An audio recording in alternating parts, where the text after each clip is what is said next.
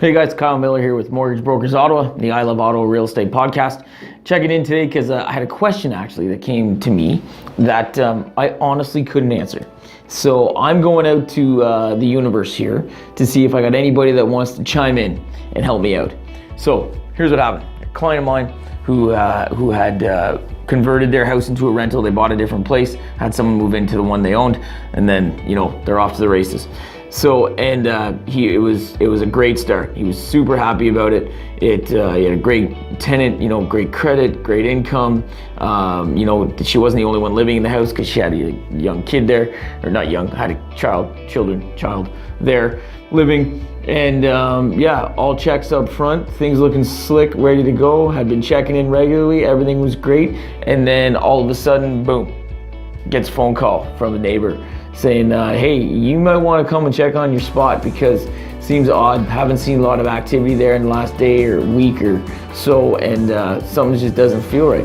Sure, rolls up, tries to get in the house, locks are changed on his house, which is funny.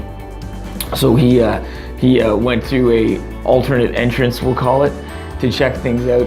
Place was trashed, like not trash where you couldn't live in it, but definitely not a place he wanted to go back and rent out. And he calls me, tells me the story. It's not so bad because he's got the guarantor to fall back on, and the guarantor was quite willing to help out and fix the situation, which is bonus. But the question he had is like, what do I do? And when does it, what rights do I have as a landlord? And what can I do to help myself here, right? And get some of my costs, get some of my time back if I want to go after this person. And I honestly said, I don't know. Almost all the rental stories I've ever heard of have either ended in someone saying, hey, look, I need you to leave, and the person just left and it wasn't too bad, just clean up, repaint, and away you go. Or the other ones were just, they're all perfect, everybody's great.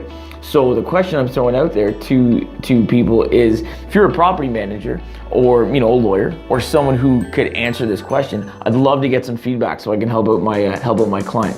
He may have already got some, but we haven't talked about it yet, so I don't know what their result is, and I'd like to always hear from horse's mouth.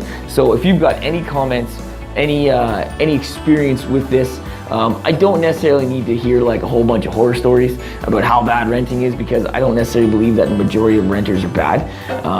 I would roll my dice on that if I was gonna buy a rental. But I would love to hear some feedback on it, and what he can do, where he can go, what resources are out there, because it's great info that I just at this point I don't have.